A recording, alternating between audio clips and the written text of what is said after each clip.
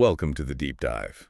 Today we're digging into something really quite fascinating. It's a YouTube summary from Mark Manson, 22 life-changing books summarized in 28 minutes. Yeah, it's pretty amazing how much insight he packs in there. Totally. And our mission today is really to unpack some of the ideas that, really stood out. Yeah. Help you maybe filter what resonates, what you might want to look into more. Absolutely. It's a brilliant example of how useful these high-quality summaries can be, especially now with, well, information overload, right? For sure. They're kind of a shortcut to getting well-informed, grasping core ideas fast, and seeing what clicks for you right now. So we've pulled out a few key nuggets we think are really impactful. Definitely. And we picked ones that seem genuinely actionable. Let's kick off with something I think a lot of us feel, that creative block. Blank page fear. Oh, yeah. We often think, oh, I'm not talented or I'm not inspired. But Elizabeth Gilbert's Big Magic has this really liberating take on it. It's basically not about talent. It's mostly just fear. Exactly. Like fear of sucking, fear of not being original. Fear no one will care. Yeah. Right. And Gilbert's point isn't just don't be scared because, good luck with that. It's more about acknowledging the fear, seeing it, and then kind of deciding to do the thing anyway. Kind of a feel the fear and do it anyway vibe. Sort of, yeah. But what's really key is separating yourself, your worth, from how the work is received. Your job is just to make the thing. Make it as good as you can. Yeah. And the audience, their job is to decide if they like it. It's not your problem, in a way. That separation feels huge. It reminds me of Anne Lamott's Bird by Bird, the shitty first drafts idea. Oh, definitely. That first messy, awkward attempt doesn't mean you're failing. It just means you're starting. Precisely. It's permission to be imperfect, which is often like the only way to actually get going. So for you listening, if you've been stuck on something, creative writing, art, a business idea, whatever. This is maybe permission to just start messy. Exactly. Don't aim for perfect, just aim for started. Okay, so from embracing our maybe scared creative selves, let's pivot. Let's talk about pushing limits, physical, mental. David Goggins' Can't Hurt Me.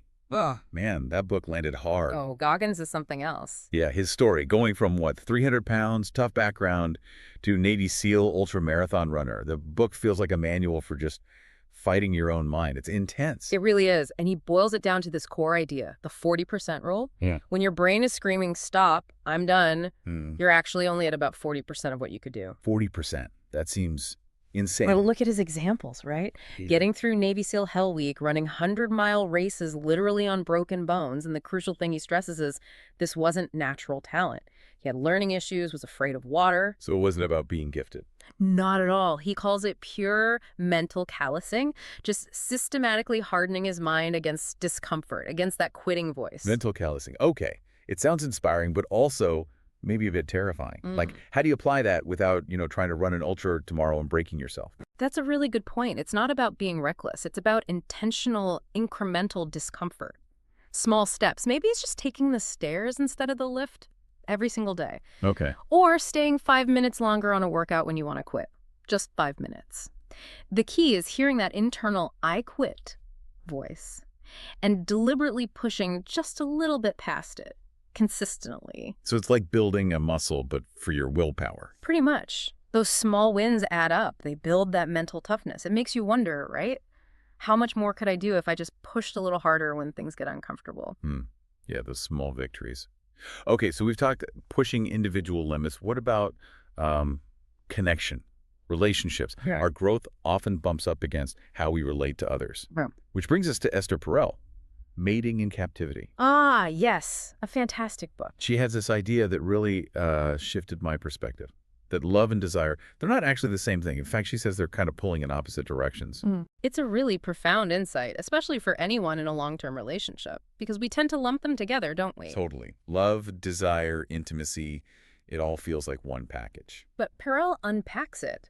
Love, she says, is built on safety, security, knowingness, predictability, that feeling of home.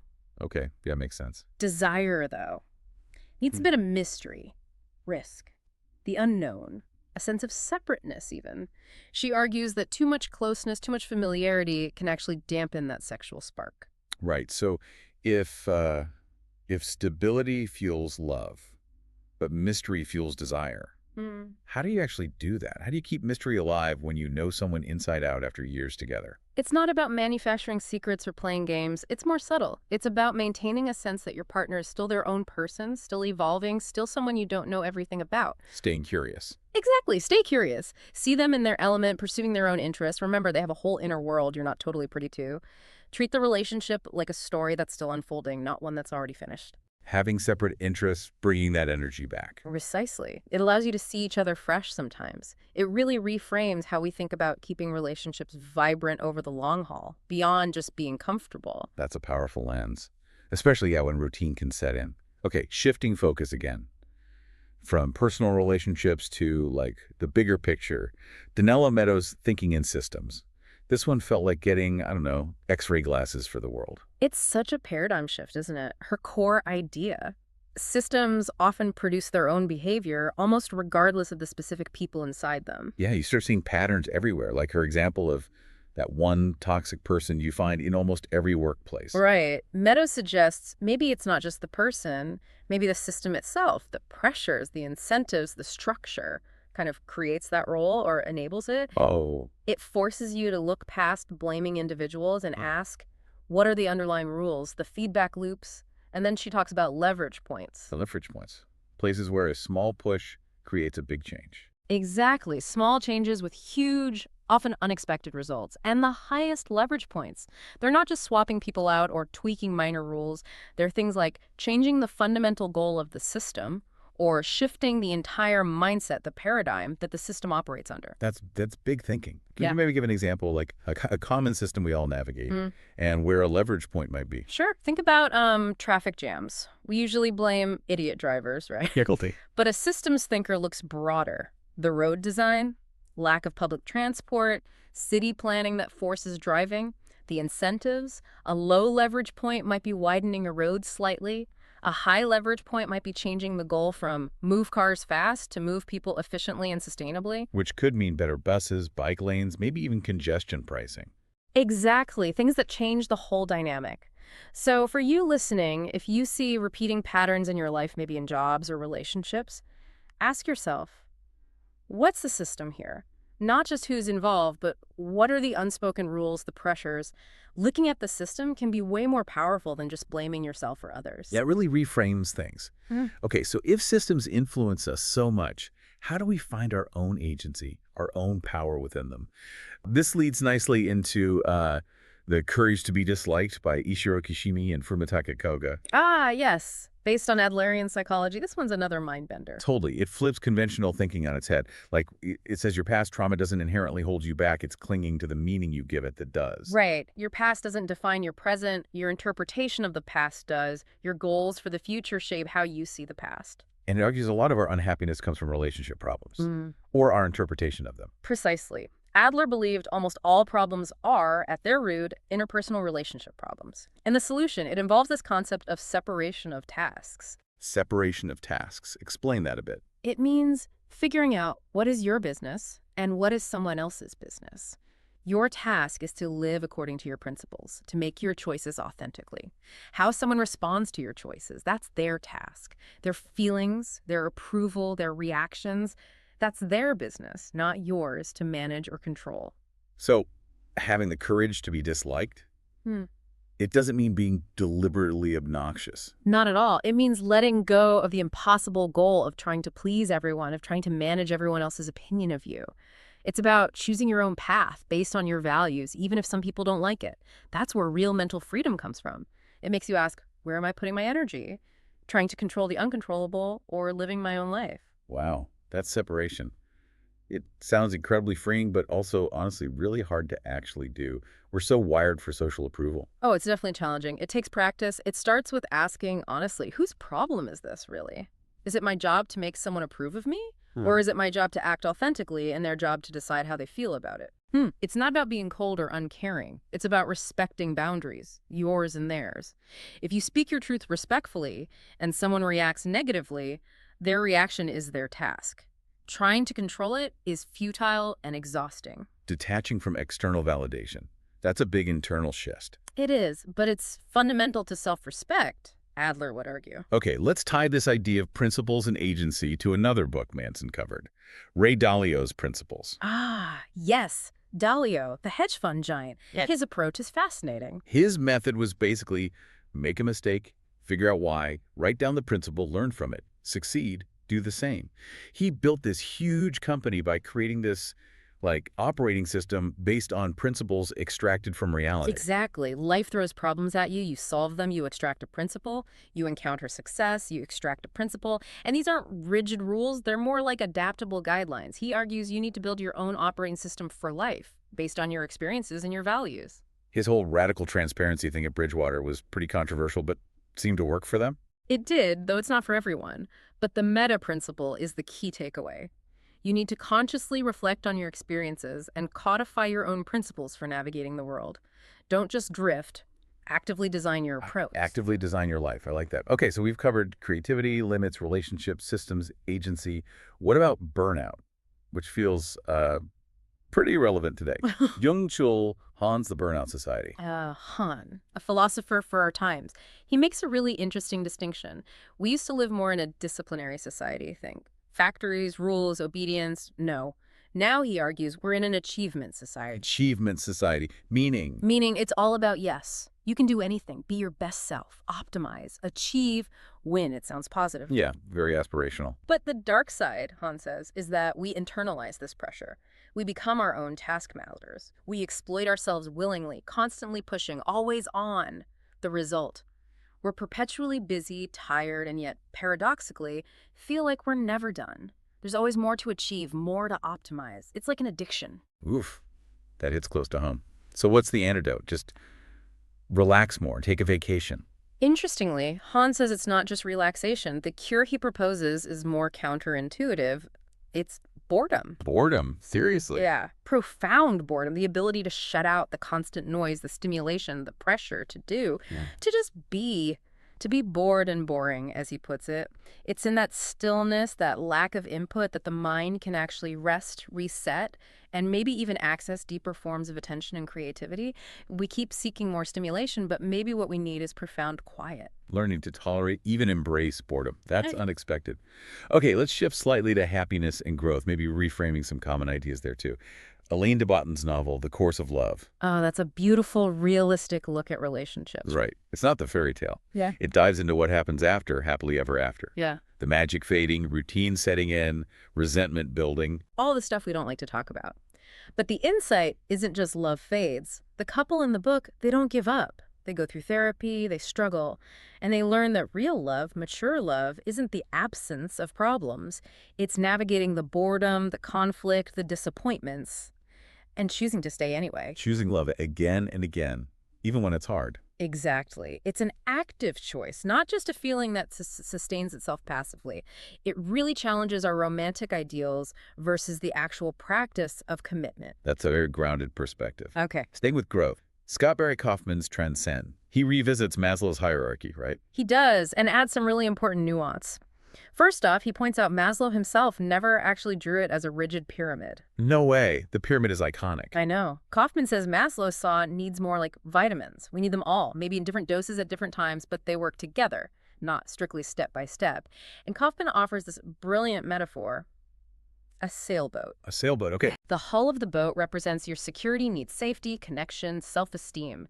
These keep you afloat, stable. The sail represents your growth needs: exploration, love, as in connection, not just safety, purpose. These move you forward, catch the wind. Hull for security, sail for growth. I like that. And here's the liberating part. You can have holes in your hull, struggles with safety, past traumas, insecurities, and still catch wind in your sails. You can still pursue growth, purpose, exploration, even while you're working on patching the hull. So you don't have to be perfectly fixed or secure before you can aim for self-actualization or purpose. Exactly. Growth isn't about reaching some perfect state after solving all your problems. It's about integrating all parts of yourself, the struggles and the strengths, and moving forward anyway. It gives you permission to grow amidst the messiness of life. That feels really humane. Okay, one more on happiness. Mihaly Csikszentmihalyi's flow. Ah, the classic, the state of being in the zone. Right, his big idea. The secret to happiness isn't really wealth or success or even love in the conventional sense. It's getting so completely absorbed in an activity that you basically forget you exist. Yeah, that feeling where time disappears, your focus is absolute, you're just doing the thing. Athletes know it, artists know it, programmers know it, and the science behind it is fascinating. Flow happens when you have clear goals for the activity, you get immediate feedback on how you're doing, and this is key. The challenge of the task perfectly matches your skill level. Not too easy, not too hard. Precisely. Too easy, you're bored. Too hard, you get anxious. Right in that sweet spot. Hmm. That's where flow lives, and people consistently report being happiest when they're in flow, often more so than when they're relaxing or achieving external goals. So can you, make flow happen, especially with boring stuff. Mahali argues, yes, you can architect flow. You can intentionally structure activities to include those triggers. Take a tedious task like, I don't know, clearing your inbox. Turn it into a game. Set a clear goal. Answer 15 emails accurately in 20 minutes. That's challenge and skill. Give immediate feedback. Pick them off, watch the count go down. Or cleaning the kitchen. Put on music, race the clock. Focus intensely on the physical actions. By adding goals, feedback, and the right level of challenge, you can find microflow states even in mundane activities. Finding flow in the mundane. That's a cool idea. It suggests happiness isn't something you chase directly, but something that happens when you're absorbed in something else. Exactly. Happiness, he writes, is a byproduct of absorption. Okay, finally, let's bring it home with a foundational truth. Scott Peck's The Road Less Traveled. That opening line Life is difficult. Boom. just lays it out there. And here's the paradox, the kind of mental flip he offers. Yeah. The moment you truly accept that life is difficult, it stops being quite so difficult. How does that work? Because, he argues, a huge amount of our psychological pain comes not from the difficulties themselves, but from trying to avoid the legitimate suffering that's part of life. Resisting reality, wishing things were easier, feeling entitled to a smooth ride. Once you accept difficulty as the baseline, you stop fighting reality quite so much.